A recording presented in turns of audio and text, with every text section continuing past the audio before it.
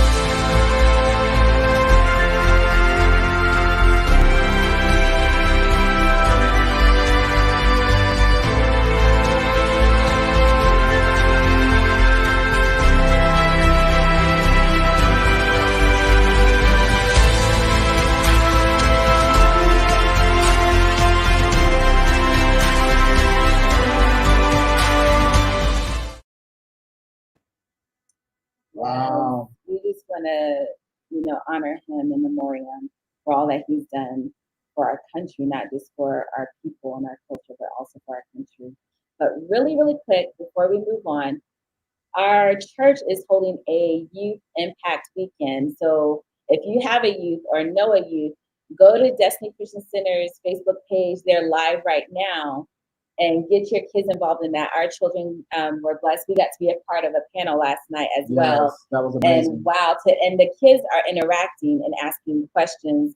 The last night was police officers, a principal, a teacher, a pastor, and then us parents. Yes. So please have your youth or even your parents, because they're going to have a panel as well today, and a special guest. Bizzle, man, Yes. one of the most prolific Christian hip hop artists of today. God over money. The dude is hot, and he's a civil rights activist. He's about social, going after social injustice. The dude is hot. I love that man. So please have your youth, have your children. Tune into them. They're going live right now. So tune into them. They can ask questions. It's very interactive.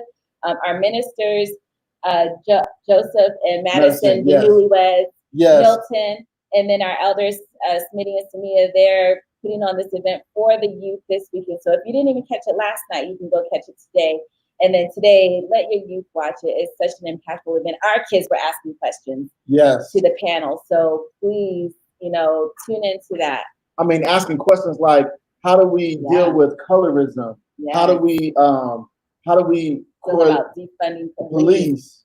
Our youth know some stuff. I'm telling you. They know some stuff for real. Yeah. How do we feel about Black Lives Matter movement as a Christian? Yeah. I mean, you already know. They want to know. So you about to take me to a place. No, we're not. We're not going there today. Me to a place. So today, though, as you can tell, what are we talking about today?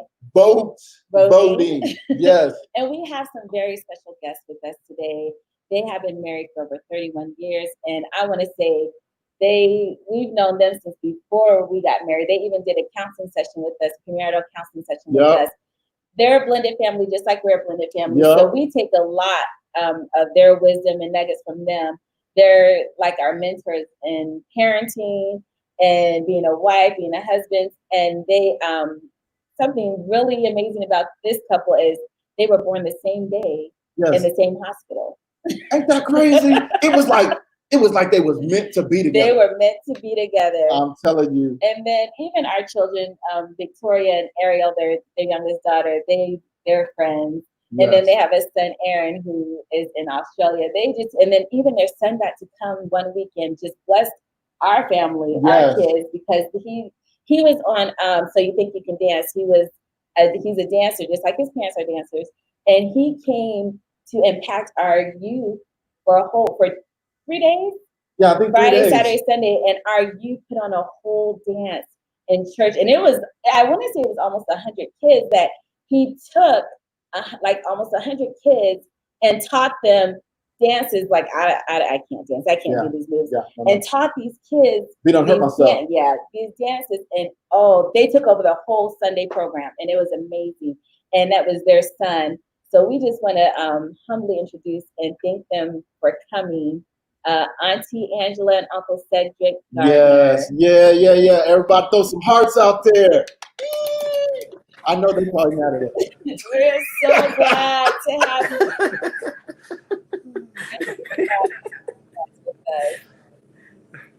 How y'all doing today? Well, good morning. Thank you. Good morning. How you guys doing? How you doing this morning? I'm doing great. Just rising up, getting ready for today. So we normally allow our guests, before we get into the topics and whatnot, we allow them if they have anything that they would like to share or like to say before we get started. So this is your opportunity to say anything you guys would like to say about yourselves, about your kids, about this topic, whatever you like to say, you can say it, or you can say, you know what, we're good, let's jump right in. It's up to you guys, but we really, really do love you guys. Yes. The only thing we'd like to say is how very, very proud we are of you guys. Both of you, we just love seeing what God is doing in you. And we say it so often, but it is not a cliche. The best really is yet to come. And we love the legacy that you're setting up for your children. So God bless you in all your endeavors. And truly, truly, truly, we do believe this is just the beginning. Other than that, I think we're ready to jump right in. Let's talk about it. So much.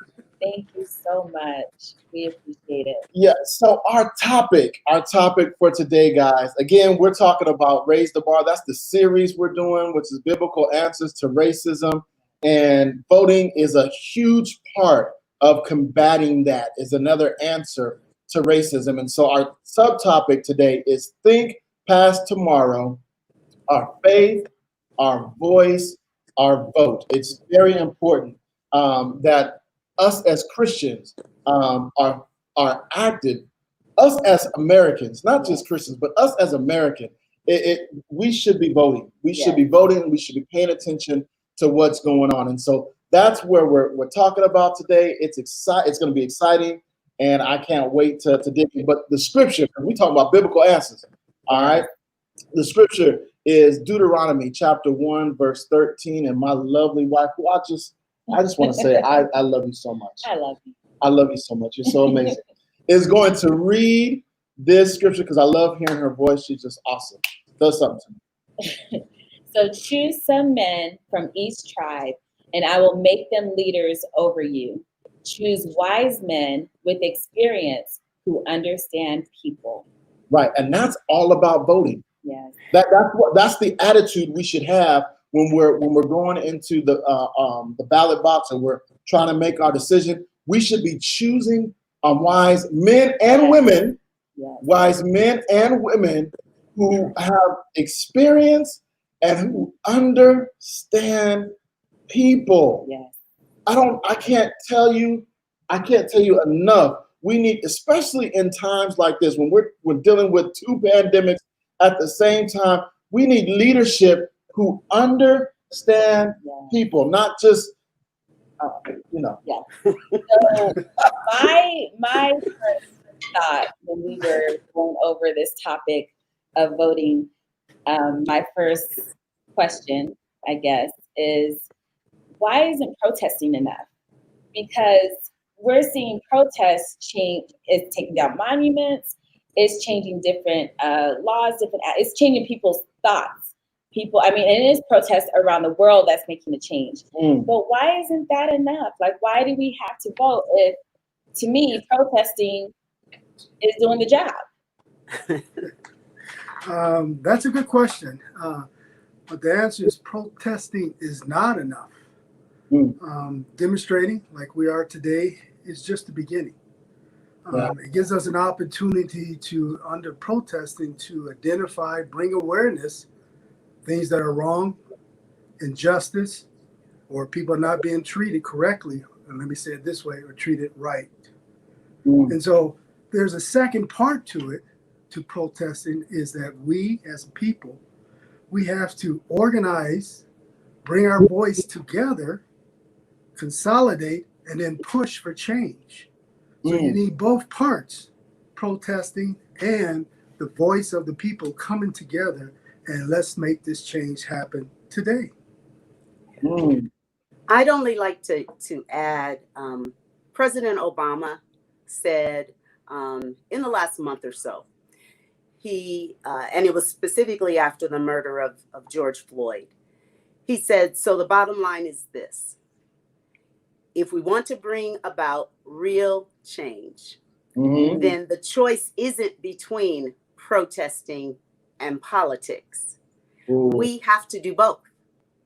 We have to mobilize to raise awareness, and we have to organize and cast our ballots to make sure that we elect candidates who will act on reform. So it really is, as my husband said, it's not one or the other. It's a matter of doing both. Go ahead, sir. I'm sorry. So we really would like to encourage everyone. Now is the time. Register, and then let's do the right thing. Vote. Because it's very important. We want to see injustice stop. We want to see change. We want to see things equal for all people. Now is the time. Yeah. Now is definitely the time, and I think one of the reasons why voting is so important on top of protesting, because like you said earlier, Uncle Said, can I call you Uncle Said? Can I call you Uncle C? Yeah. Like you said earlier, or what I got out what you said earlier, it puts feet because protesting only brings awareness. That's all it does. It brings awareness that there is a problem. Voting puts feet to the awareness to correcting that problem. And so, if all we do is, if all I say is you're walking like say you're walking towards a cliff about to fall off. If all I do is say, hey, you're about to fall off that cliff right here if you keep walking, and not do something or stop you or block you from doing something. You're aware, but you're gonna keep walking off that cliff. And so that's why it's so important for us as Americans, especially African Americans, to when we're done protesting, when we're doing these protests and it's time to vote, man, we got to vote, and we got to be conscientious voters. Yes. What we're voting for and what we want and whatnot. And so, now, you all did a beautiful tribute to the late Congressman John R. Lewis. Yes. And I'm sure you've heard his quote about voting. He said, "The vote is precious, and it's the most powerful non-violent tool that we have in a democratic society, and we must use it." And so it's so appropriate that you not only gave him the tribute, beautiful tribute, but what his life stood for. And so it's always about doing both.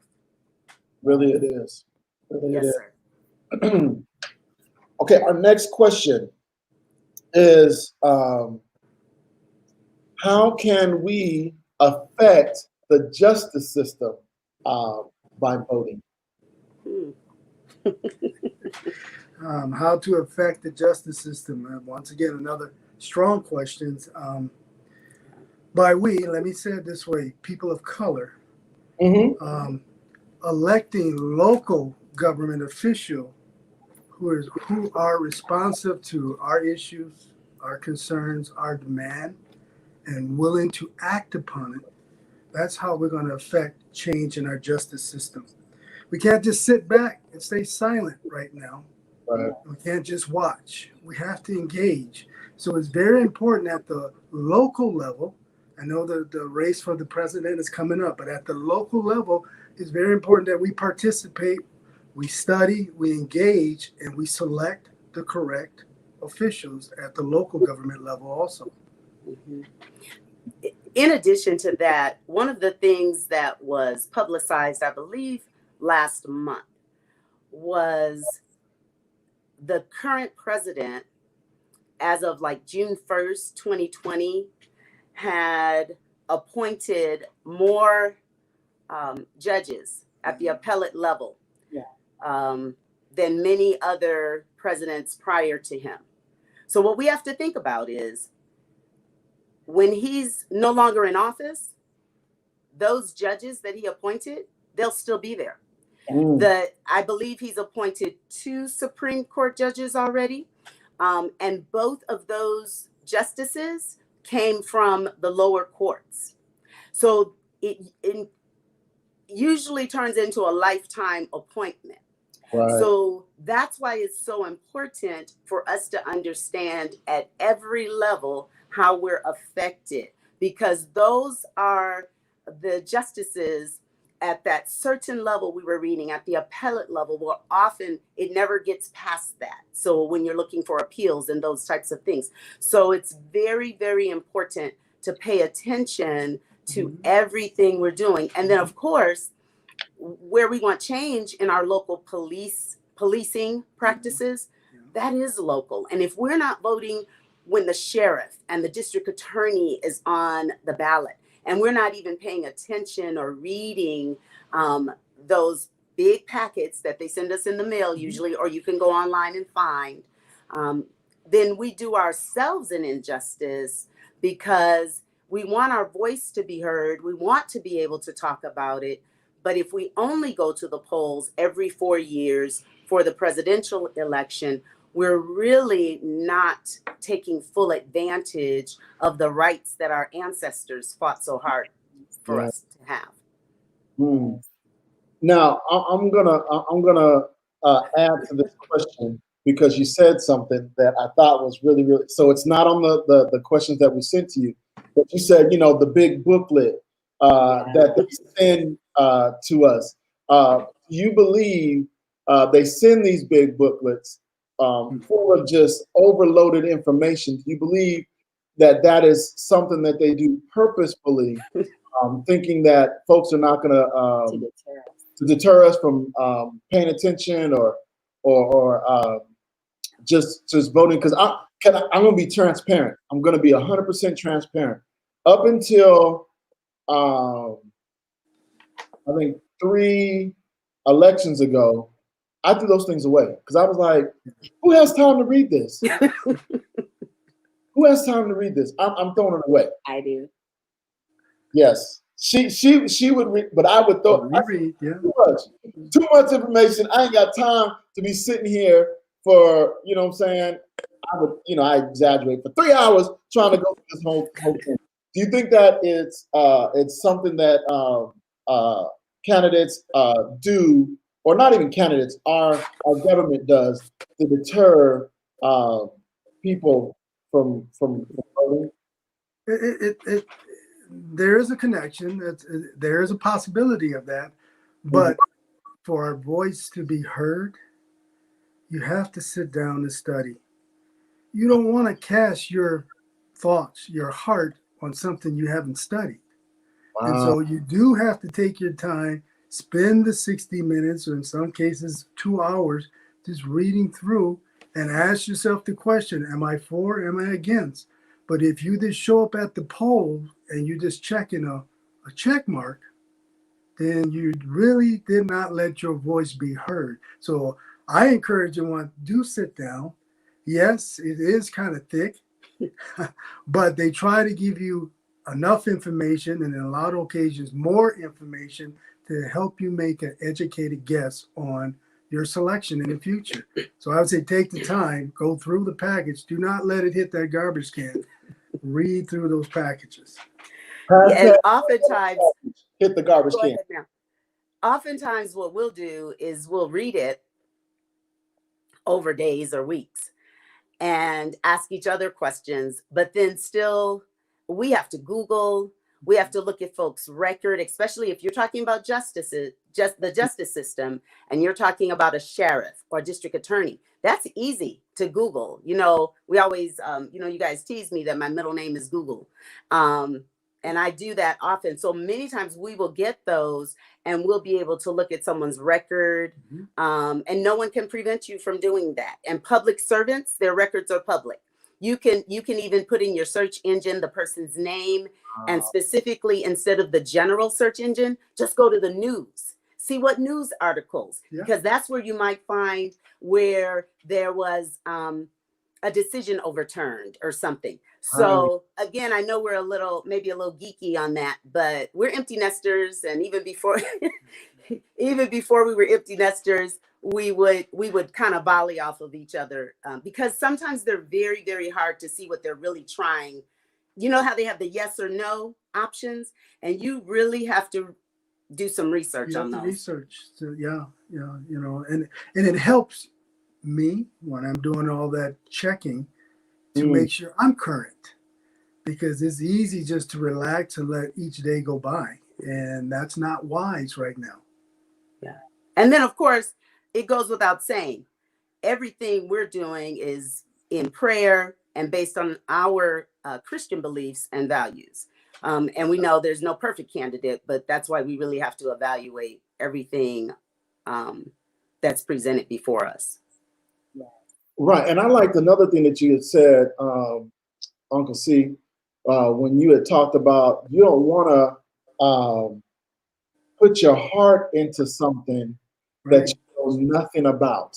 Right. And so many times, and that particular, y'all can hashtag that, put that in the box. You don't want to put your heart into something that you know nothing about. And you can take that principle in anything in life. when you're buying a house, when you're looking for a spouse, you know what I'm saying, and when you're going to vote. You do not want to put your heart into something and you not know what you're putting your heart into. It's really piss poor planning is what it is, and you're planning. True. Okay. That's it. That's yes. That's correct. Yes. Is that correct? That's pretty much it. That's yes. That is correct. Here's our show. Uncle C, I'm going to correct something real quick. Can you guys shift a little bit to closer to Auntie Angela? Because anytime you move forward, we miss half of your face and stuff like that. And so we want to make sure we see you when Sorry. That's good. That's good. Is that okay? All righty. I kind of want to add on to what you guys have been discussing is we also need to just be involved in our community as well. I know you guys preach that too. If you guys are like involved and you guys like to, you also like to tell us to be involved and know who our people are in our own communities. Yes. So who is the DA? Who is our mayor? We should know who these people are and go to our town meetings, go to our town halls. Yes. And I have not done that, but we should be involved. Yes. We should be. And that way, when we do get that big booklet, we say, "Oh, I know this person, or I know that person."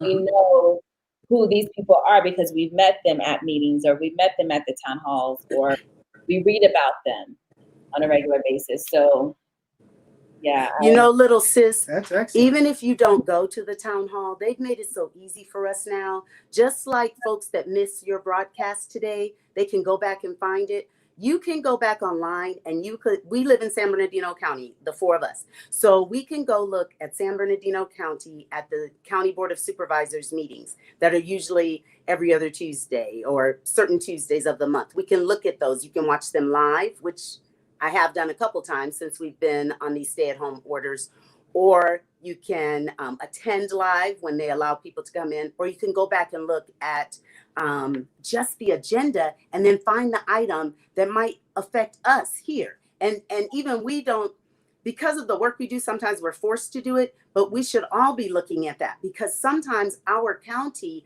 is talking about, they may have a 20-page agenda or even longer, maybe 44, 50 items, item number 52, 62. And you get down to 70 or 71, and it has something to do with the high desert, water, transportation, the pending rail, something. And of course, then it's interesting to us because it could affect us. But I believe the same thing happens with most of the cities now are figuring out a way to go virtual and to have that live historically on their website. The other thing for us to pay attention to, especially in the municipalities we live in this particular high desert, and maybe even some of your viewers across the state and country. So we have mayors, right? But then you have to pay attention to who's the city council, because the mayor may be actually a member of a city council and they rotate. I'm not being real technical, so I'll just say they rotate who's the mayor at that point. So we have to pay attention to the role of the elected city council. For our board of supervisors, we have 5 in San Bernardino County. And who's the chair? What are they concerned about? I remember one board of supervisor, just a great heart for the community, very grassroots. Now they all, I'm sure are, but that particular person, when I first had to interact with her years ago, just so much, so grounded in the community. I've always been very impressed with her. She may have retired by now, but those are the other things to pay attention to. In a bigger city, you may not have to, you still have to pay attention, but here you have to really pay attention in our, I always say where we live is still kind of rural when it comes to that, because of the way you may have a mayor pro tem and all of that. And we don't need to go down and get into the weeds on that, but we do have to pay attention to the actual structure of the way our local municipalities are set up and how they govern. even to school boards and the school districts, right? Yeah. Yeah. Yeah, you're absolutely right, because and it's important, because if we're looking at these agendas, we can look and notice, look, for the last 3 meetings, they have not talked about anything that has to do with us. You know what I'm saying? But if we're not going to find out what's on the agendas, how do we have a right to complain about stuff that's not happening for our communities? Because sometimes these guys, sometimes they only look out for their own self-interest and the self-interest of their business associates and stuff like that. And so, but we won't know those. We won't know that if we don't go to the town websites, look at the agendas, watch the meetings, and then we can come in the next meeting and say, look, for the past 3 meetings, you guys haven't talked about education. And our education system in our town is horrible. Now, I'm not saying it's horrible in Apple Valley. I'm just throwing out an example. That's right. And it's horrible. And I need y'all to talk about it, because it's not even on the agenda today. So when we're going to talk about that? You know what I'm saying? And so you can't do that if you're not doing just the practical things of just going on and looking at the agenda on the website. And you know how to do that, right? No, I don't. Please tell us. Okay. So the agendas for most governmental entities, even school districts, usually operate on a 72-hour, at least it must be posted 72 hours in advance. Wow. Right? And that gives folks that may have a disability an opportunity to request an accommodation. But also, when you look at that agenda, at least 72 hours in advance, look for the public comments section. So if the public comment in the public comment section, it's going to tell you, you must submit by this point in the agenda. You'll only have this amount of time, or whatever it may be. So I love that what you're saying. But what happens is people may come to make public comments and think it's just throughout the meeting, or they'll have a time maybe at the end. And sometimes the public comments are actually at the beginning. So another great point is to pay attention to the agenda. But then if you think you might have a public comment, look and see where it is and see if there's any specific guidelines to that. So you mean to tell me, if I look at the agendas and I see that they're not talking about what needs to be talked about, I can come and publicly? Yes. Yes. Yes. Yes. Yes. Now, there are some municipalities that they have people that make a public comment every time they have a meeting. So maybe, we're pre-retirement now. So maybe in our retirement years, we'll decide to go to the meetings every other week or once a month. And every time we go, we might have something to say. And that's okay. It could be 30 seconds, a minute. But yes, sir, that is absolutely the case. And we can engage. The doors are open, but they're old cliched, out of mind, out of sight, because we don't show up and we do not push our concerns. Most of the time, it's just just don't know. It doesn't make it onto the agenda. But if we start to show up and say, hey, these are issues we need to start addressing, they will make it onto the agendas. Wow, man. The old saying is, the squeaky wheel gets the grease. Gets the oil, like that. I'm telling you, we got to start squeaking. Squeaky, squeak, squeak, squeak.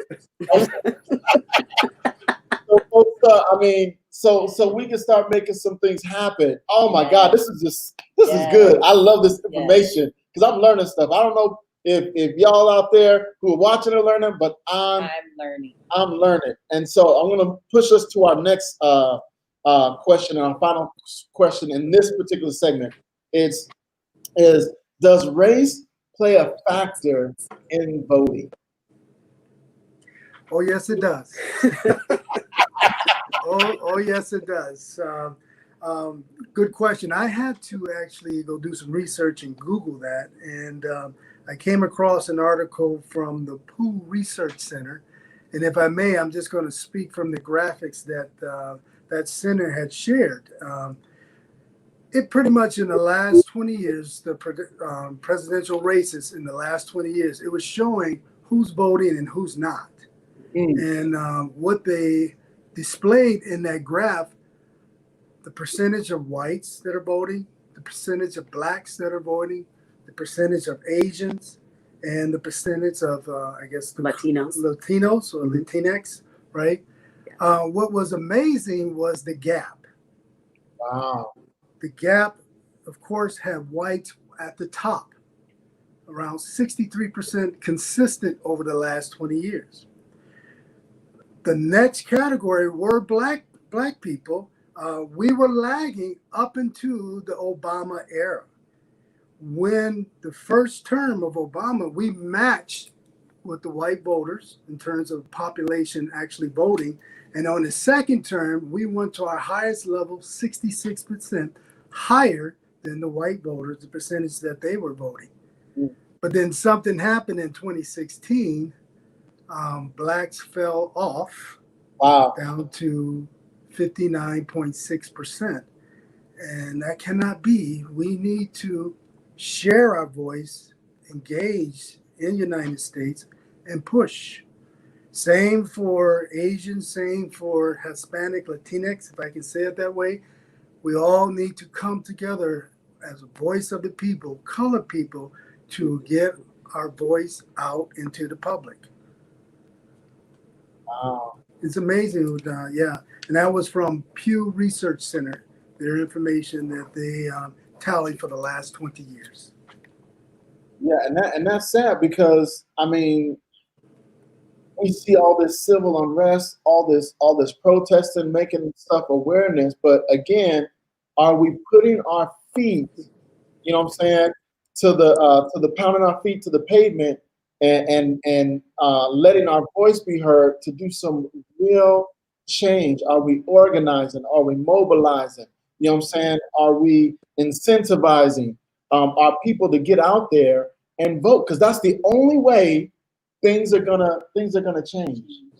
and really the only incentive you can offer is to just encourage the people to look inside themselves to determine what do they want to see, what change would they like to see.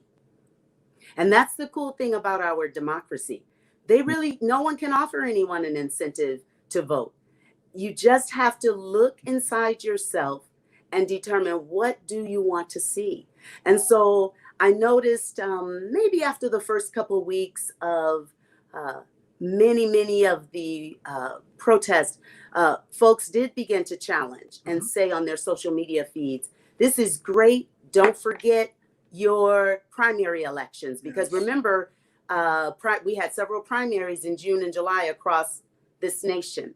And so I did see that. So I'm encouraged that message is getting out. And what we have to understand is none of us have all the answers. We're citizens, you're citizens. Right. We are not professional in politics as a profession. Most of the people we know are not. However, we have a civic duty to educate ourselves, right? So the incentive for me is what do I want to see after Inauguration Day in 2021? What do I want to see? What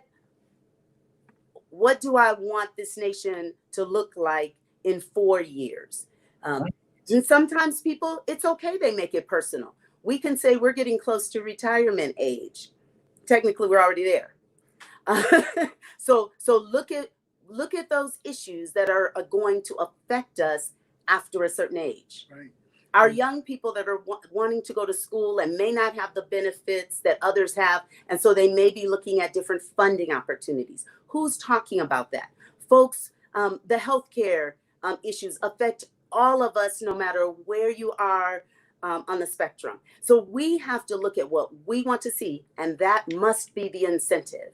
But sometimes we can encourage others to be able to see that in themselves, almost like a coach, Coach Haley. The kids already have it in them. I've seen a couple of your videos, those nice quiet ones. Your youth already have it in them. Is that correct, sir? Yes. What you do as a coach is you help bring it out of them so that cultivate it, so that they see what you can see in them. So Wow. that's the incentive. That's how we're incentivizing ourselves so that we can begin to see this nation as a perfect nation, or as close as it can be in this lifetime.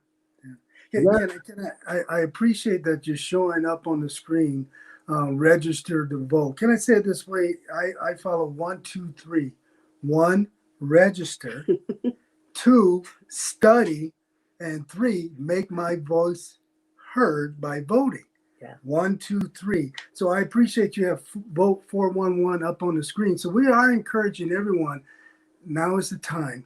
Go in there today. You can just Google that number. It takes about a minute and a half.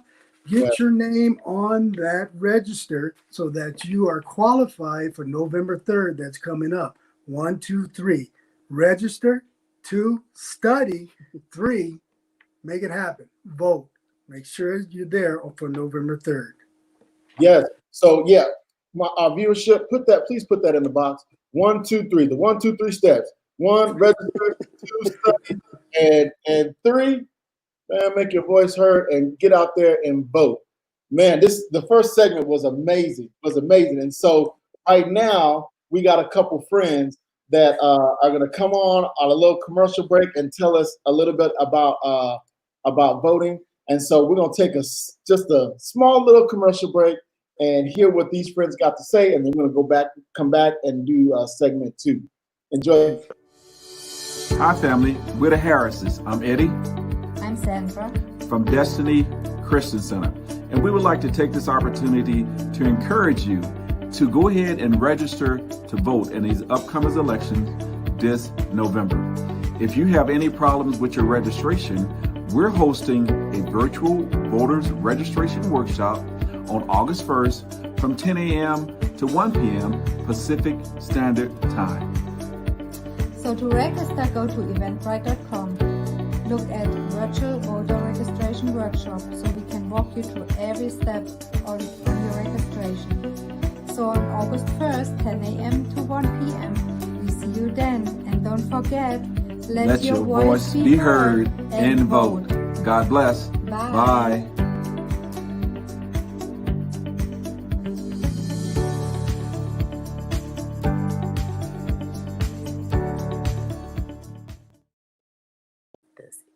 And we are back.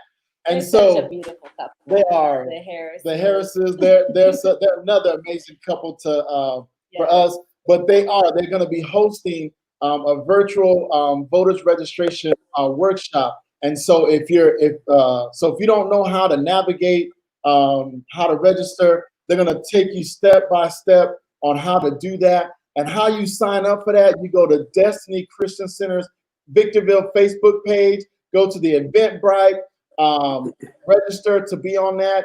It's free, 100% free. It's going to be on August 1st from 10 a.m.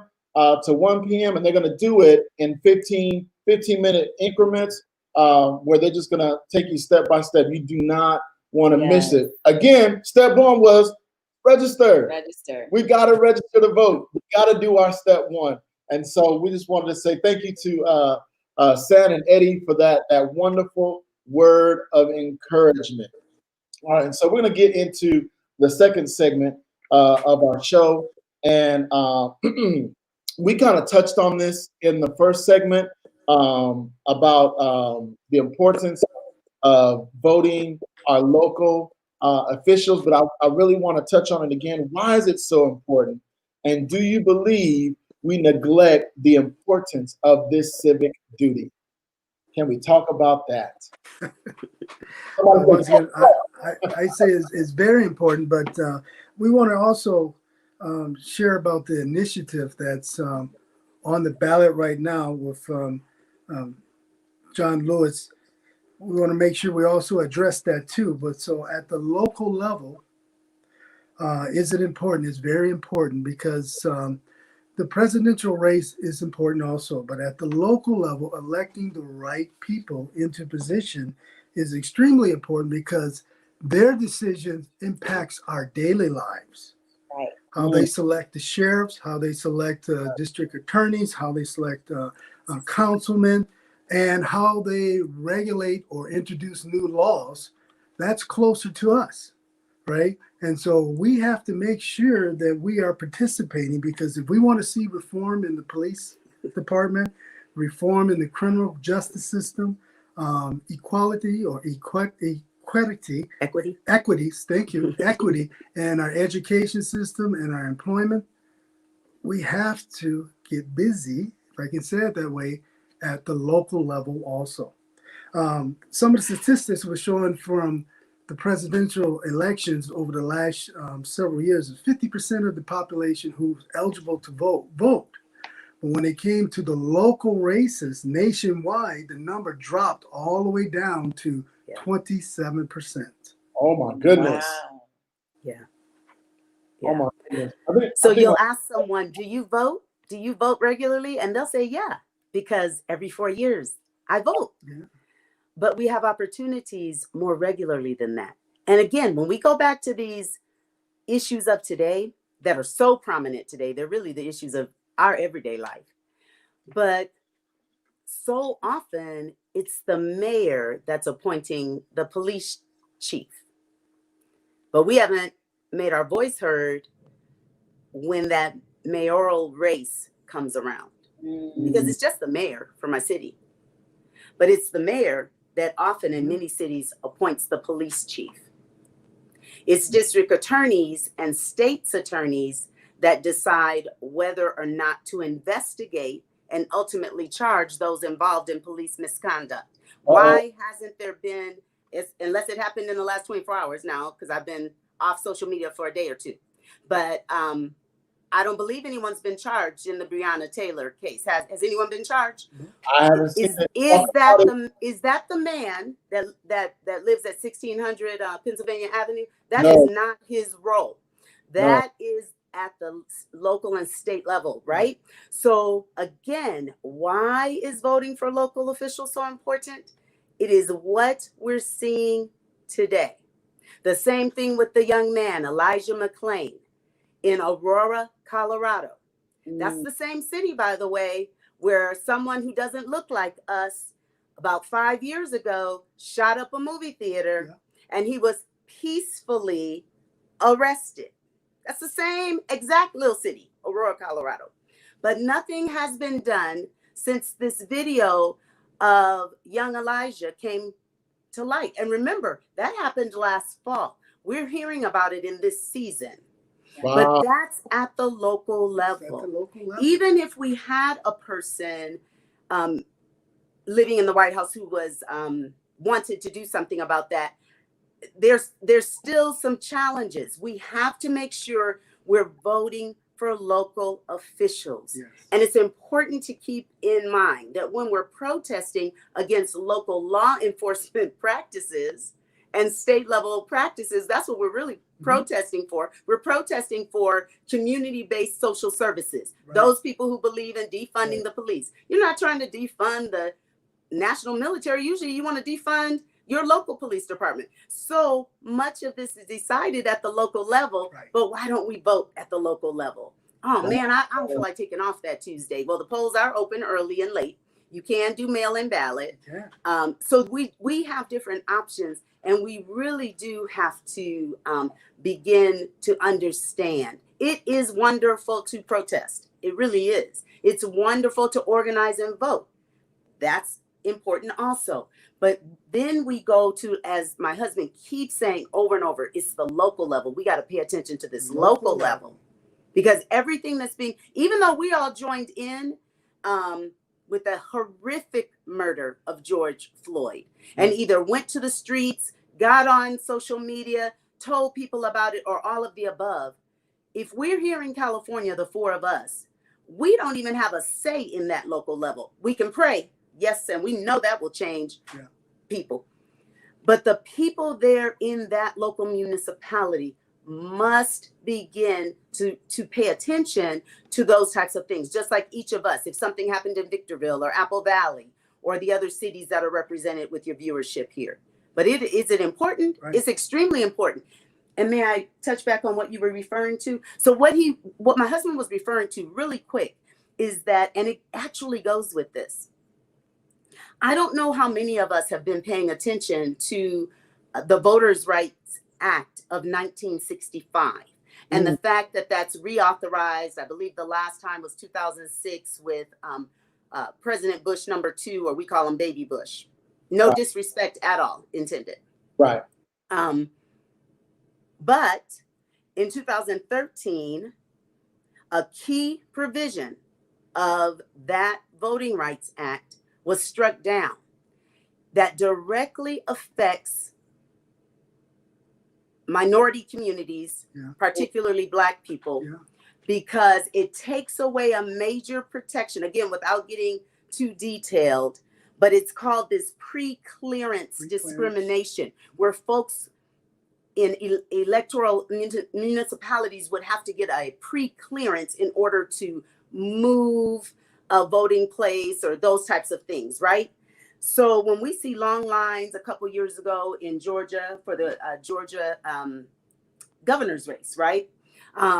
Those types of things, those protections have been taken out. So voter suppression, all of that, we have to pay attention. So what my husband was specifically referring to earlier this week, Senator Patrick Leahy has proposed a bill that the Voting Rights Act of 1965 not only be reauthorized to the full weight of it originally, but be renamed. And he's proposing that it's renamed in honor of the late John R. Lewis. So that's another thing that we can pay attention to. If you're burnt out with the news, and trust me, we get it. Just Google, just go online, and you have to be careful where you get your sources, because people have their own bent or slant. So something like this, though, you can just look at a summary of the bill. You may not want to look at all the pages of the bill, but you can Google summary of the bill, update to what Patrick Leahy, I think it's Leahy,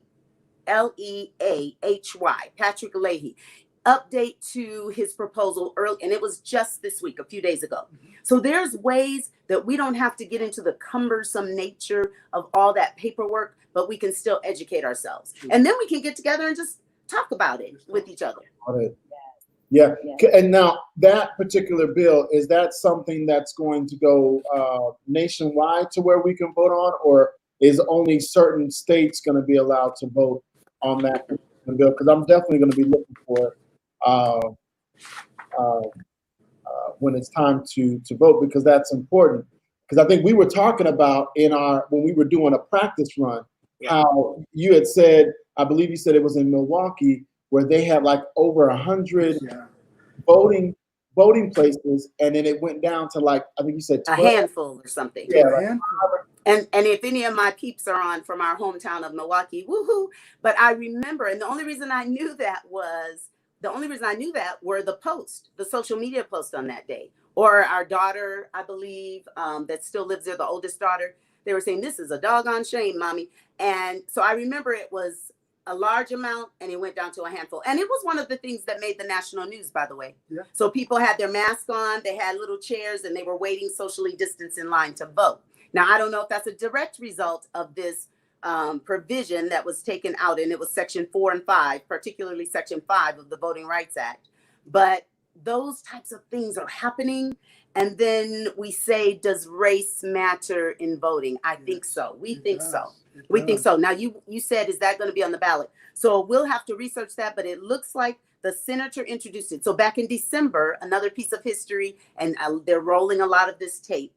December 2019, and I don't know if it was before or after the late congressman announced that he had that stage 4 cancer, he was able to slam the gavel on to move it forward to restore that provision, those provisions that were removed. So now they're saying, let's go ahead and close out this work, and this will be part of Congressman Lewis's legacy. So we'll have to keep an eye on that, sir. So maybe in one of your shows, we can at least help you get some information, and you can pass it on to your viewers. Yes, definitely, because there are those out there that say voter suppression isn't real, and that's kind of And I believe when you do stuff like that, when you have over 100 and something voting polls or voting places, and then the next voting cycle you cut it down to a handful, you know what I'm saying?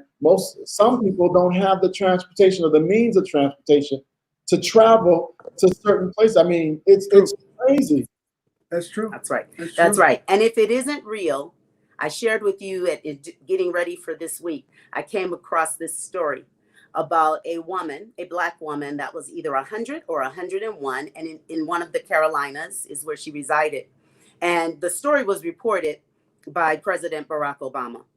And he said she wrote to him and said because they closed her polling place during the first or second election, she was not able to vote. And I believe it was the first. And so imagine a Black woman over 100 waiting her whole life to see a Black man in the office, and she could not cast her vote. But voter suppression isn't real. Oh, Yep. voter suppression isn't real. That's why there's a fight for us not to be able to vote by mail. But voter suppression isn't real, just like systemic racism isn't real. It's a figment of our imagination, right? But it's not. But it's not. But Yeah. it's not. And we're gonna calm down over here. But it's not. It's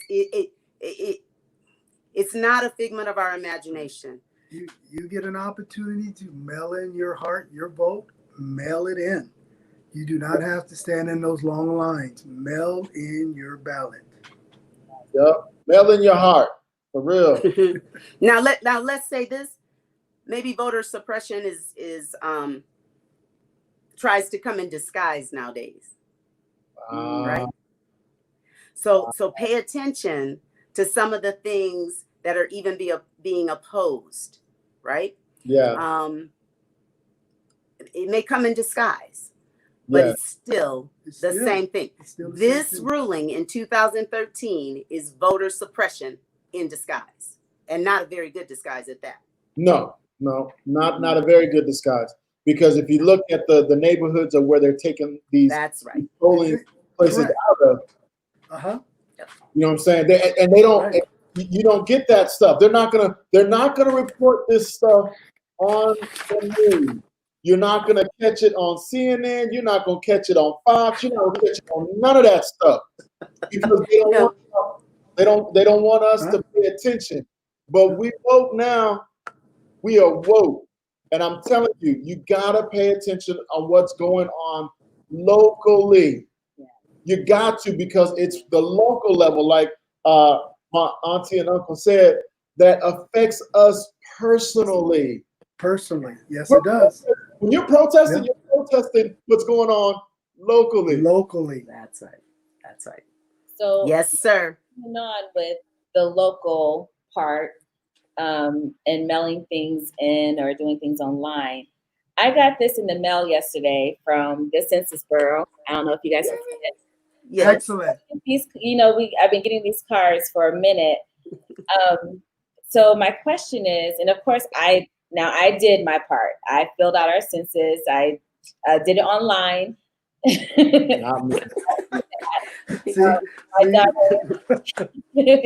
My daughter also made sure it got done as well. And so my question is, how does the census play a part with voting and with our local communities? Oh, it is huge. My husband, this is where we have an opinion, but sometimes I was taught years ago by we call her Bishop Mom now, Bishop Friend back in Milwaukee. And she said on some things, most things really, your opinion doesn't mean a hill of beans. So may I share some facts with you?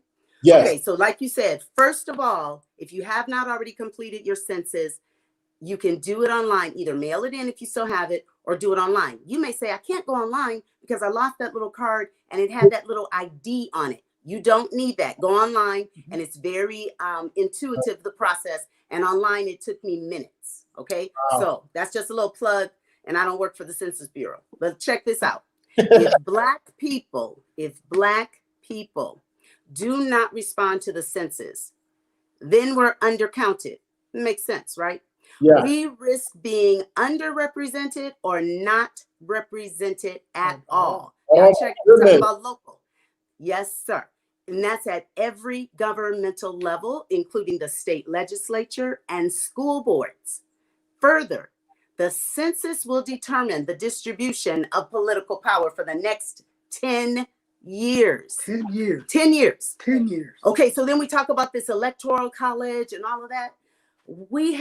It was kind of cool this week. We found about that states receive a particular number of electors based on population size. Well, where do they get that from? The census. The census. Wow. So there is a possibility that states lose. Usually it's a small number, but one or two.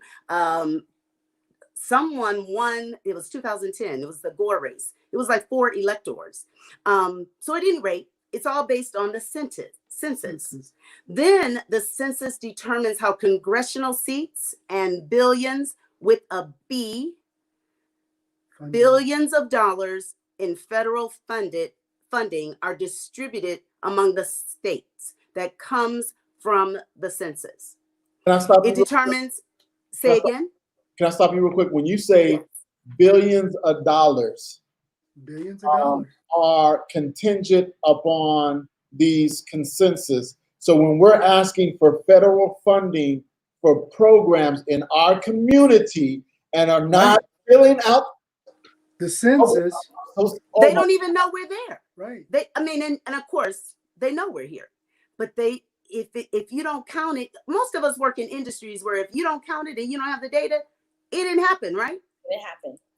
So Right. it's the same thing with this OMG, right? So it determines how seats in the House of Representatives will be allocated among the states and how states will draw their congressional and legislative districts. Yes, it does. The census is one way to make sure your voice is heard. You said, let's talk about it. Fill out that census. That is one way, in addition to voting, to make sure your voice is heard. And again, an undercount of Black communities could result, and probably has resulted, in our communities losing states in our state's congressional delegation because lawmakers may be led to believe that they are no longer legally obligated to draw those districts for our communities because they don't know we're there. Then these same issues manifest along the entire political spectrum. So at every level, state, county, and local governments, they all depend on census counts to draw their electoral districts. Those are the facts, ma'am. That is not our opinion. For the next 10 years. 10 years. It's a 10-year cycle. So if we don't participate today, Yes. we accept what's going to happen to all of us for the next 10 years. Yeah. Yeah. So when we have areas like, I don't know if you guys saw the video, we call her Auntie Maxine. She was, I don't know if she was in LA or in DC, but she saw a Black man being pulled over by the police. And of course, she's one of our political heroes, and Maxine Waters. Yes. And one of maybe her constituents was videotaping, and she said, I saw them pull this guy over. And then they told her she was illegally parked. But so in those areas, even in those areas, they may be undercounting, but there's so many Black people that they're going to have their representation. Areas like the high desert, no area can afford not to complete the census. Correct. But for those of us in areas where we're saying, how come we see us in the grocery store, we see us at the Super Target, we see us at Destiny Christian Center, we see us everywhere we go, but there's no representation in local government that looks like me. So even if I'm 7%, 10% of the high desert, can I have one somewhere in an elected office, right? Or an appointee. And I'm not saying there's zero for those that may fact check, but you get the point. Is there a percentage? Right. Is the percentage equal? Okay. So that answers that question, I believe, based on the facts. We really, I said, we have an opinion because we always fill it out, but let's see what it really does. And it's very revelatory. It is. Like Miss Gwen said, you are definitely teaching us well today. Yes. I'm so I apologize, America. I apologize to my neighbors. I didn't know how important that was, again, it was another thing that this young man, this young man just disregarded. Yeah. This will not. I'm going online after the show. I already did. Yes. You already did that.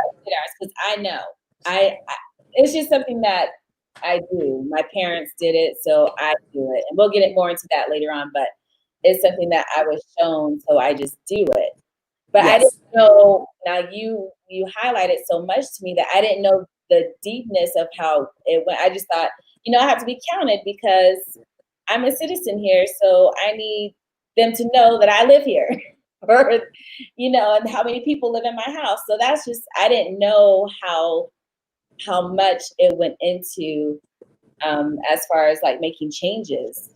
And Yes. Yeah. for my community. Yes. You talked about the youth who are probably having a fabulous time right now. So we want youth funding, right, in our communities, especially for those in certain categories. They have to be counted for those feds to give the states the funding so the states can give the county the funding and the county the local partners who are going to expend those fundings on youth. It's really just that. Yeah. Yeah. And it only happens every 10 10 years. years? 10 years. That's So crazy. do it this year. Fill it out this year. And it was so easy because, again, I didn't have my number that they gave me, but you can still do it. Yeah. You can still fill it out. Go online, my2020census.gov. Super quick, super easy. Fill it out. Fill it out. Let our governors and the people that are over us know that we're here. Why they That's need Here. why they need to be sending $1 billion with the B. I think that's what I heard you say. Yes. Dollars to our communities. Yes. You know what I'm saying? For our young people, for our super saints or our seniors. So we can get things done and stuff like that. It makes no good for us to protest if we're not being counted in the beginning. Right. We have to be part of the system. Is that fair? Have to be. That's fair. We have to be part of Can't the be too busy system. protesting. Can't be too busy protesting, and you say, "Oh man, I missed that census date." But you on Facebook, and I'm again. I got people. Lots of my people been protesting, but we can't be so busy that we're not paying attention because we can multitask and we can order our time so we can do it all. On your way to meet up with the protest folks, we're gonna meet up in Apple Valley. I'm gonna pass some mailboxes. I throw it in there. Get online on the way. Yeah. Okay, but pay attention. Don't fall for the okie doke because they think we're paying attention to just one thing. Wow. We're an intelligent people. Yes. We are some of the most intelligent people on the planet, and so we can do more than one thing at a time. Yes, we can walk and chew bubble gum. Trust that. Okay. That was good. That was good. So we're going to ask our last and final question of this segment, which is a doozy. And I almost think we might need to go to the commercial break first. Yeah. And then come back and start with this question because I really want to touch on this question. So let's go to the commercial break. Okay. First, to hear from another good friend of ours. Couple friends of ours, Mr.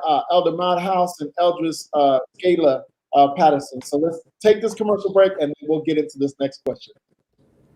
Hey, remember that old sales pitch? Uncle Sam wants you? Well, get this. America wants you. America needs you. America needs you to register to vote. America needs you to vote in this 2020 election. So, how do you vote? Well, you can vote by walk-in, you can vote by carry-in, you can vote by mail-in, but America needs you in. So, I want to share some important dates with you. Voters registration deadline is 19 October. Conditional registration is 20 October. Request for absentee ballot deadline is 27 October. Deadline to return your absentee ballot is 3 November. So I'm in. Will you be in? So that America can win. I'm Matt House, and I approve this message. Now that you've heard all that, go online to register to vote today. Go to vote411.org or whenweallvote.org. Then click on Register to Vote to start the process. Now your voice will be heard.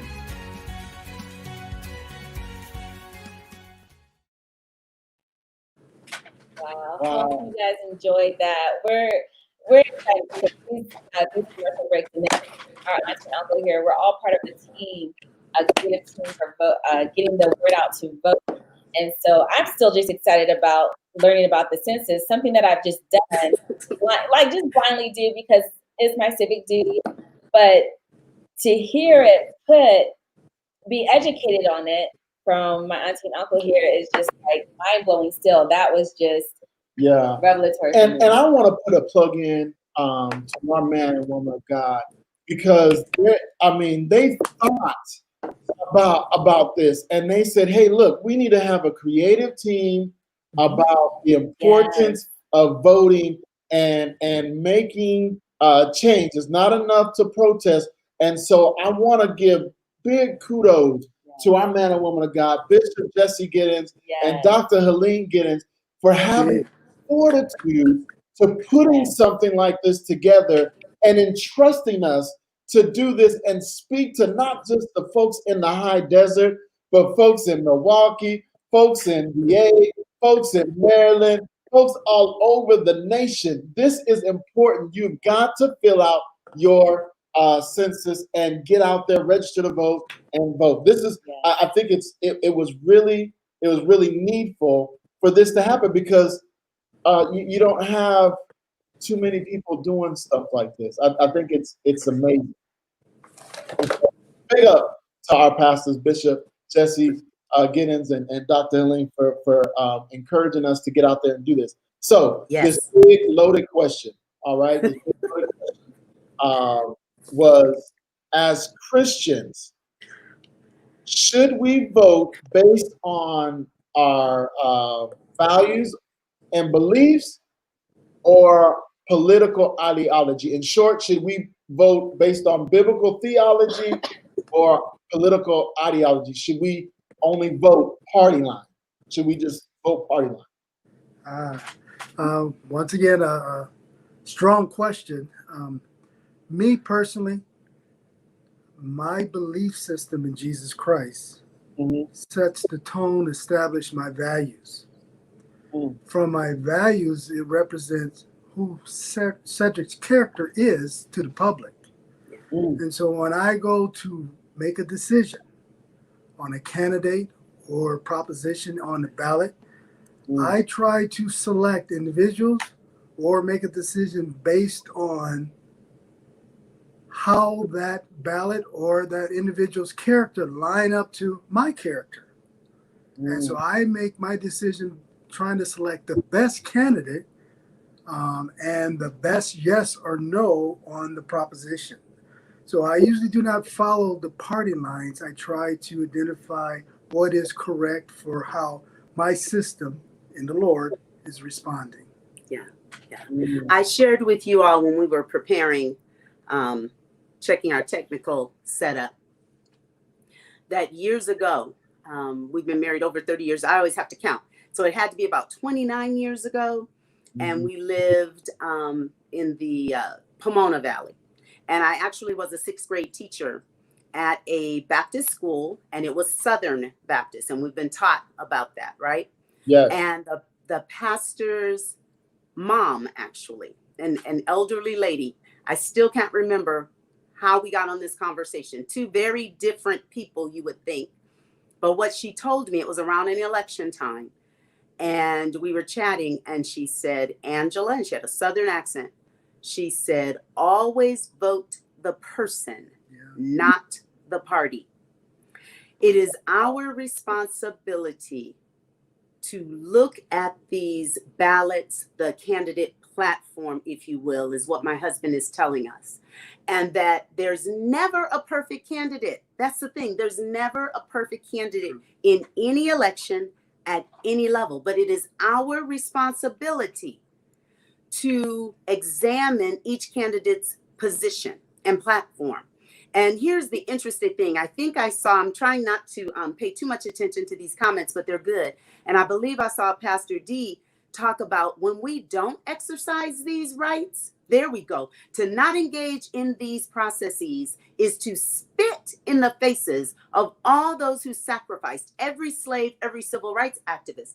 And in our case, most of you know, or many of you know, my husband had grandmothers on both sides, maternal and paternal, from Mississippi that lived to be 105. It just happened that way. So he teases and says he's going to outlive me, but I point out that was the women. So that's our little inside family joke. But you can imagine, since they've been in glory years now, they experienced this. My own mom, I called her this week. She's 85. I said, Mama, do you remember when you first voted? She was only 19 or so when she married my dad. She's going to get me if she hears this probably. But they married in Detroit. By about the time they moved to Milwaukee was around the time that the voting rights was enacted. Now, of course, that was particularly for the southern states. But she told me, she said, you know what?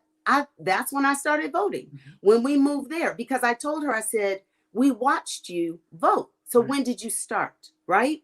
And then she talked about the difference in families and all of that. But as Pastor D said, it is our right and our privilege, but our responsibility to make our voice heard and to examine every candidate closely at every level. And check this out, ladies and gentlemen. When we talk about these agendas for your local, your county supervisors meeting or whatever it's called in your area, your alderman, your city council, even if you can't go, if you can watch replays, if you listen to them. See, here's the funny thing. We don't even have to just examine the platform, do that. Right. But pay attention to what they say and do. What are they behind? What are they backing? Yes. What citizen are they listening to that did, as Minister Haley said, he's going to start paying attention to? What citizen has gotten in their ear from making so many public comments or writing in or complaining that now they're moving on behalf of that citizen and whatever interest group that citizen may have? And it could be us. So it could be great for us. But those are the things that we have a responsibility. So yes, you have to make up your own mind. We're not here to talk about who you should vote for. But we pray that every one of us as Christians understand the spiritual intersects with the social, political, and governmental. It is not. Y'all know them old people told us, don't be so heavenly. I don't even know the term because I've never been that way. I'm probably earthly good. There you go. Talk about it. The spiritual intersects with the social, the political, and the governmental. It's all connected. Can you say that again? The spiritual intersects with what? The social, the political, and the governmental. We can think that it doesn't if we want to. Some stuff so our bishop, Pastor Jesse Giddens, said years ago, and I remember laughing. He said, why do you pray about something you can pay for, right? So we don't vote and then we're going to pray for change to happen. We got to change. We have to change our mindset. Please say that again. Oh my goodness. You are talking. Auntie, you are really if you don't vote. But I know prayer changes things. Prayer changes people. Prayer changes heart. Yes, we all know that. But it's the same thing if we go back to Bishop, when I go in Midway Appliances or Sears or wherever we get appliances from, I can pray about that brand new tricked out kitchen all I want. I can tell them I'm the right Reverend Eldris, They don't care. I can take my prayer cloth. I can take the one somebody brought me from Israel. It's about, you got to pay for it. So when you're talking about voting, yes, you prayerfully educate yourself. You go to the word, you trust your biblical values, but you must put some feet to it and vote. Make it happen. Ooh, I'm so glad we waited till after the commercial break to go to this question. I promise you I did. Because we wouldn't have got in deep like man. The spiritual intersects with the governmental and the social.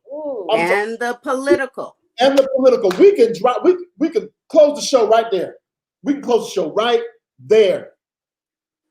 Because folks don't know that all the time they say, well, we got to pray for those in the office because that's what the Bible says. And you're absolutely right. We got to pray, but we also got to do some voting. Yes. We got one of your listeners, Valerie Williams, Minister Valerie, said there's a balance, and that's the absolute truth. There's a balance to it. We don't walk around just on one side. There's a balance to it. Yeah. You must be balanced. Yes. Amen, sis. So much, must be. Valerie, for that. You must be balanced. We must be balanced. And I mean, the Bible teaches balance. Yes, sir. Yes, sir. It says, the Bible says, watch and pray. It doesn't just say pray. Yeah. And watch is an action word. So it's an action word. It says without works is dead. That's Bible. It just the Bible's so cool because it talks about how if we just tell somebody who's naked and clothed and stuff like, God bless you, we believe in God that you're gonna be clothed and walked away. What good does that do to that person? That's right. That's right. But you have to have action. You gotta take action. Oh my God, I'm telling you. You must take action. Right. So because it's easy just to say, I'm going to vote all this way or all this party.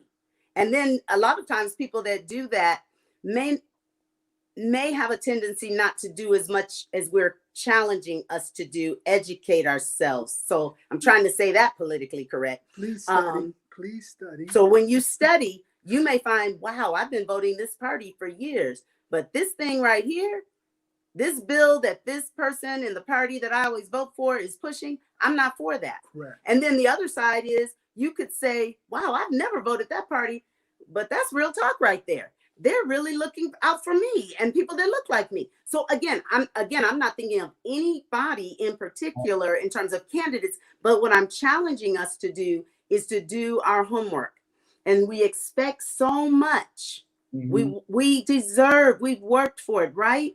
So, and again, people died for this. They were beaten for this. Right. We have a responsibility. I love Pastor D put that in there. It is our responsibility. How dare us? Yes. How dare us? And really it's with the conveniences now of the internet, we can stay up to date on everything. Yeah. It's right at your fingertips. Wow. I mean, that is just mind blowing. That's really, really good. And so our next question that we're going to talk about, which one did you want to go to, babe? Okay. So how do we convince young people to actively be involved in voting? And how soon should we talk to our children about voting? Okay. For me, I was raised by my grandparents. They're in their 80s at my young age, because they say I was a single child or only child with my grandparents. I tagged along with them to the voting houses, the different locations and stuff. And they're on canes and everything. So I just thought that's what we do, right? And so that's what influenced me. They really did not talk to me, but by their actions, I said, okay, this is what is expected of me also. And so when I became 18 of age, I started voting also. But the challenge should also be we need to engage our kids, mentor our kids, talk to our kids why this is very important. because the key thing is if you're silent and you are doing your part by voting, but you don't spread, can I say it this way, the gospel of voting, why we're voting, the next generation could be missed. And so it's very important for us to think about it, talk about it, and then mentor the next generation. You count, your voice should be heard. Let's get busy about these things. Yeah, absolutely. And I would agree. Our children, we did a little poll, and most of them said, we do have a small tribe. I haven't gotten to all of them, but it's what they saw, right? More than what we said. However, as adults, I really enjoy talking to them about political events of the day. It's been pretty cool. But they basically said the same thing. One even worked the polls. I don't know if she was 17 or 18 when she started working the polls. And that wasn't because of us. I've never worked the polls. It's something in her. Right. But it was what they saw. Just like what my mom said, it's what we saw. Now, I distinctly remember conversations before President Barack Obama was elected and how cool it would be. It was just the conversation everywhere, right? So at least in our world. So they heard also. There was a time when I was very, where I would cook a lot. That's what I'm saying. There was a time. And so we'd have a family. I'm making sure it's clear. So we'd have a family or two here, and we'd be laughing and talking as we do. And then we'll talk about what's going on, the events of the day. We've been on vacations with other families and our children, or some of them, and we end up talking politics in a way that it relates to us. Not that hard crosstalk, but in a way that it relates to us. Right. So we show them, we tell them when they get to a certain age of voting responsibilities, hey, you've registered to vote, right? Right. You have to challenge the young generation, your children, your nephews, your nieces. Hey, you have responsibility also. You need to participate. It is one of the coolest things. Now, all our kids don't have us on social media, which is fine because I'm pretty lame on social media anyway. But it's so cool when we do see them posting, "I voted" or something. I saw that comment from Pastor Dominic. There was a time. Yes, there was a time.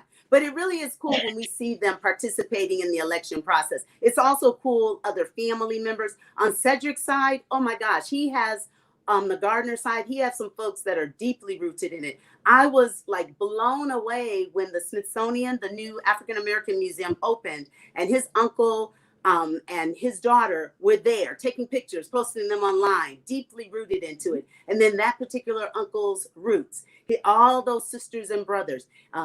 It's our responsibility. It's our responsibility. It's not in the sweet by and by. With our people, my mom and dad, his grandparents for sure, rode the back of the bus. Wow. It's not something, they rode the back of the bus. Wow. My dad's been passed away since 1985, and we always did road trips from Wisconsin to Detroit or down south.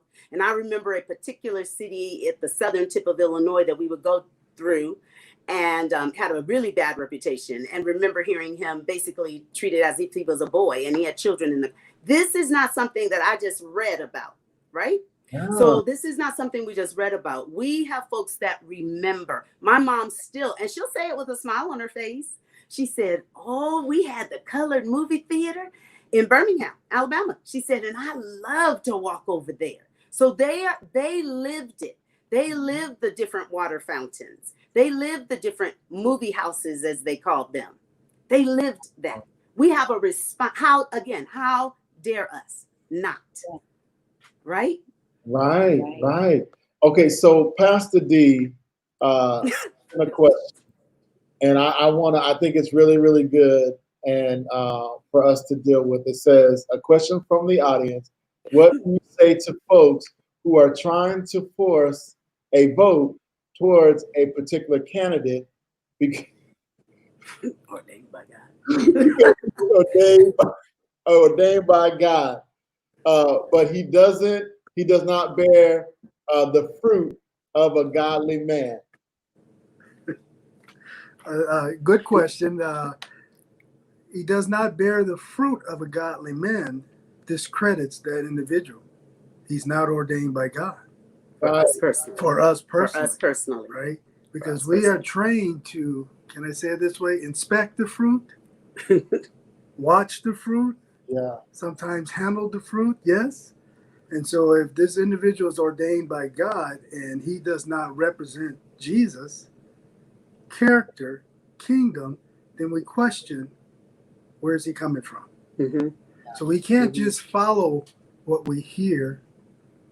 Sometimes what we read, you really have to ask the Holy Ghost to guide you and to say, is this real? Mm-hmm. Mm-hmm. And it's interesting because even like we were referring to President Bush #2, I forget the initials. So again, no disrespect, but even since he's been out of office, some of the actions that we've been able to witness that he's taken, I never realized that when he was in office, right? I had a certain mindset. So we have to understand and really watch the fruit, as my husband said, watch that fruit, handle it, inspect it, and there was something else, right? So that's what we base personally. That I feel that's the question for us personally. So that's how we operate. Yeah, hashtag guys, watch the fruit. We gotta watch the fruit. We gotta be fruit bearers. The Bible says we gotta bear fruit, and so we gotta watch the fruit of our candidates and whatnot. And so we're gonna go on to the last question. Which one do we want to? This one. Okay. The last question of the show is, what is your answer to those who say their vote does not count? We talked about that earlier. If your vote doesn't count, why are they trying to suppress your vote? Oh, say that again, please. If your vote doesn't count, why are they trying to suppress the vote? Why are there fewer voting places instead of more? Wow. We can have a bank in every grocery store, but you're going to take away the polling places. We can have cannabis distributors everywhere, but you're going to take away the voting places. In the high desert, everybody can get a car wash business license, but you're going to take away the vote. You can have a liquor store wherever you want, but you're going to take away the vote. But your vote doesn't count. Do not fall for the okie doke. If your vote didn't count, people wouldn't have been in those long lines in Georgia that we watched a couple of years ago. Forgive me, may I add what we've been listening to? You cannot fall for the banana in the tailpipe. You cannot.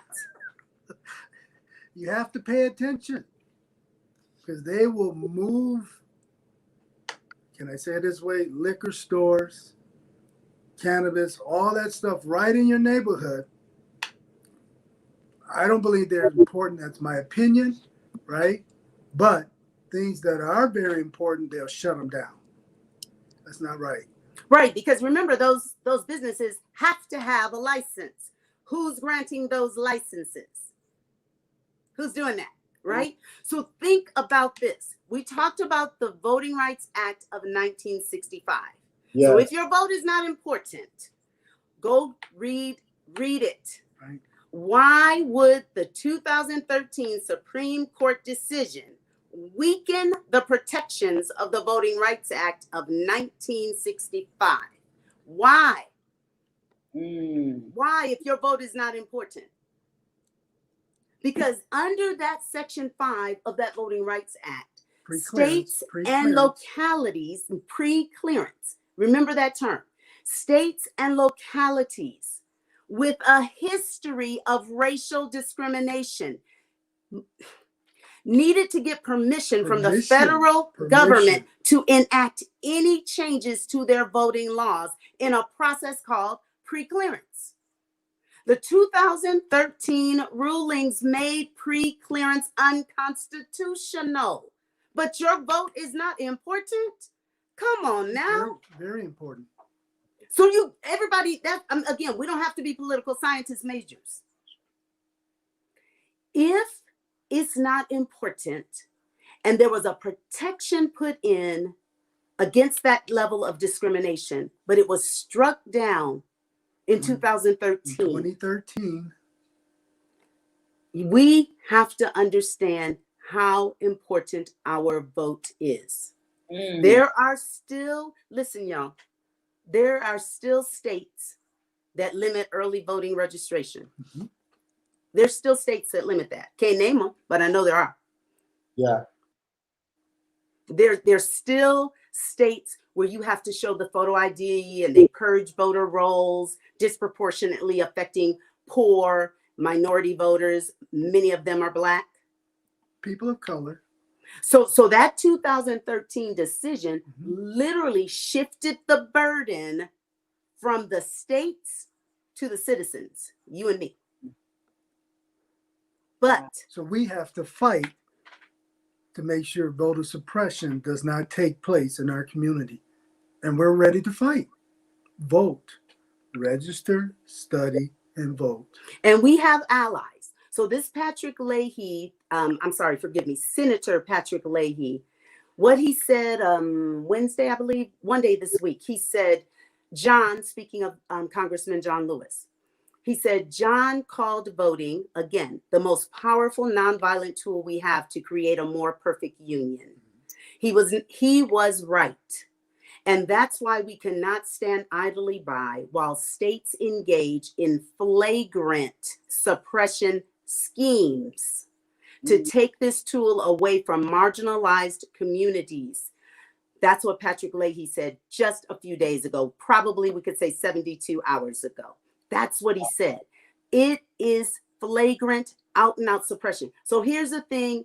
Here's the people that say they only believe they should pray about it. We talk about praying against the schemes and wiles of the devil. So there you go. The Senator Leahy said there's flagrant suppression schemes, right? So yes, pray about it, but let's do something about it and have that balance and pay attention. Yeah. Does that answer that question? Oh my gosh. Yes. It really does. Wow. Because I have heard that people think that their vote doesn't count, so why vote? And it's sad because it does. Yeah. It does, because why would they suppress us? Right. That's right. Right. Why? Right. But we have to be careful that we just don't allow ourselves to be influenced by any conversation. Right. We all matter. And we have to participate. But if we just accept whatever conversation come along as, I'm going to accept that as my values, my standards, without investigating, challenging, and then say, now make a decision, you could be pushed to the side. And forgive me, in these elections, they are looking to push people to the side. So, and people have an agenda, right? Mm-hmm. So people always have their own agenda. Pay attention, especially here locally, to what folks not only say, but what they do. You can Google so much. As a matter of fact, guess what? A lot of these public officials now have personal Facebook pages that are public. Yeah. They do. And you can go on their Facebook pages and you can see who they like to be around when they spend their time. You can scroll through their LinkedIn and see what they're amening to and what they're not. And you can evaluate for yourself. We have so many tools at our disposal now that our parents may not have had, they didn't have. So we have no excuse, ladies and gentlemen. We really have no excuse. We can check the fruit. We can watch the fruit. Yeah, we really can. Man, we really can. Really can. We got to get involved, people. We got to, and again, we are not putting down prayer. But at the end of the day, when you come off your knees, you gotta go to the voting booths. Yeah. You gotta fill out your consensus. You gotta let your voice be heard. When Jesus walked into the synagogue and saw the tax collectors and the folks mistreating the people, He didn't go and get down on his knees and say, God, can you stop them from mistreating my people? No, the Bible says he flipped the tables. He sure Yes. Flipped the table, did. And got cracked the whip. protested, whipped them folks up out of the church, and then began to start healing people. Yeah. He took Yes. action. Yes. And that's the person, Christians, that Christian, which means Christ-like, that's the person we're supposed to be following. Yes. So Yes. we're not saying don't pray. Yes, pray, but then get up and do something. Thank you. May I just say this? Yes. I'm glad you pointed that out, because that is not what we're saying. Quick example. So again, my mom, many of you know her, is in her mid 80s. Before she relocated to Arizona 7 years ago, 8 years ago, up until that time, she regularly went to her local alderman meetings in her neighborhood. If you've met her, you know the only thing she really wants to talk a long time about is the Lord, the goodness of the Lord, Yes. all that he's blessed her with. Oh, okay. The Lord, the goodness. She is a prayer warrior. Anything that goes on after we talk, I'm calling her. Now, where she lives, she has like a homeowners association. She goes I said, you going to that meeting? She goes because there's a ballot. You get to vote. So you can do it. You can do both, and you can do them both effectively, but you have to do as even these people in their 80s, 90s, the woman in 100, they've educated themselves and they're going out of their way to make sure their voices are heard here in the earth as well as in the heavens. Wow, that's awesome. That's awesome. That was so good. This was so amazing, Yes. Auntie and Uncle Gardner. This was amazing. Life changing.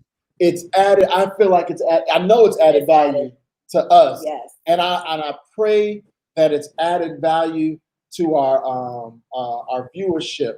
And so before we let you go, is there any final thought that you guys want to say to the viewers that we didn't cover?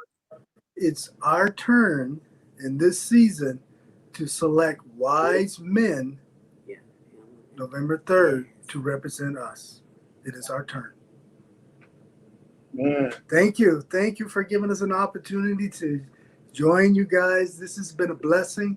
Yeah. I hope the viewers are listening. 1, 2, 3. 1, 2, 3. Yes.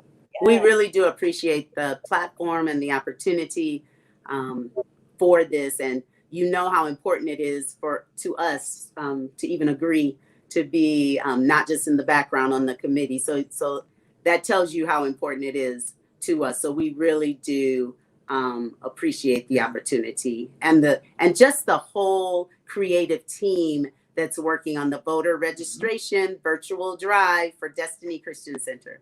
Yes, I want a big shout out to our team, the Gardeners here, Matt and Diane House, Eddie and Sandra Harris, and Miss Gayla Patterson.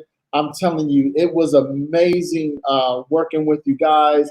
And so please, Auntie and Uncle, August 1st, we're doing the virtual voter registration workshop. Please go on to Destiny Christian Center website, not website, but Facebook page. Sign up free on the Eventbrite. You'll get the Zoom link, all that good stuff. Auntie and Uncle, please, we're going to put you back down in the queue. Please don't go nowhere because we want to do a little after party. We love you guys so much. Oh my God, I'm telling you, you rich. I'm like, I feel like I'm smarter now. Oh, you know what I'm saying? And I'm excited. I know how to conquer the world. Yes. For real. Yeah. I'm going to be definitely active. You definitely energize me and Kanice to want to be a part of our community. So God bless you. See you in just a bit. Thank you. Bye-bye. Wow, babe, that was an amazing show. So much knowledge was dropped today. Please go out or go online and do the census. Yeah, I was doing it just out of habit. Every 10 years, we get it in the mail. But really, go out and fill it out. Go on your phone, on your computer, wherever, fill it out because, man, the value that it adds brings to your community. Yes. I mean, man, I just did it out of habit. Right. It's just something that I just did. But now that I know, Mhm. it's really been revolutionary for me. I'm telling you. So- And so we never, so now that we talked about it, right? Now we got to go out and be about it. We got to be the change that we want to see, right? And so our opening text talked about how we're supposed to choose. We're supposed to choose wise men who understand people.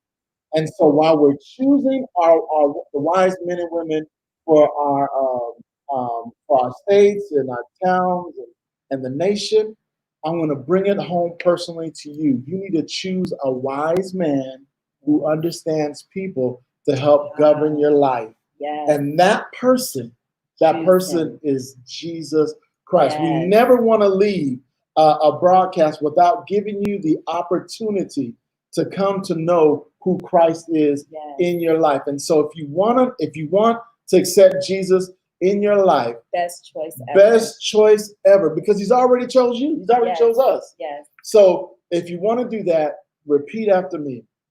Dear Jesus, I'm a sinner.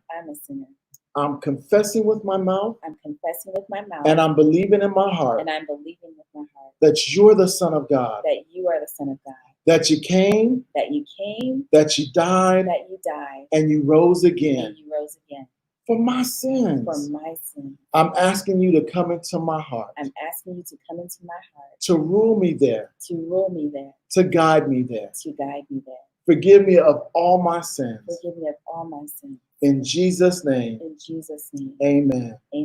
If you said that prayer with us today, we want to say, welcome to the family. Oh my God. And again, I want to say it again. Now that we talked about it, we got to go out and be about it. God bless you guys. We're going to be back again with another great episode next Saturday at 10:30 a.m. God bless you guys. We'll see you later. Bye. Thank you for joining the Let's Talk About It live broadcast with Steve and Kenise Haley. We pray that today's show has inspired you to be the change in the world that you want to see. If you enjoyed today's live broadcast, like, follow, subscribe, and share it so that you do not miss out on all future shows. Also, if you do not have a church home that you fellowship in, we are inviting you to join us and follow our pastors, Bishop Jesse and Dr. Helene Giddens, pastors and founders of Destiny Christian Center, Victorville, California, via Facebook and Instagram Live every Sunday morning at 10:30 a.m. and every Wednesday night at 7 p.m. Pacific Standard Time. You can also go to the church's website at destinychristiancenter.org and view services there. At Destiny Christian Center, you will receive a Right Now word giving you the keys to victorious Christian living in your faith, family, and finances. Thank you all again for joining us today. And remember, now that we have talked about it, let's go and be about it. See you next time. God bless.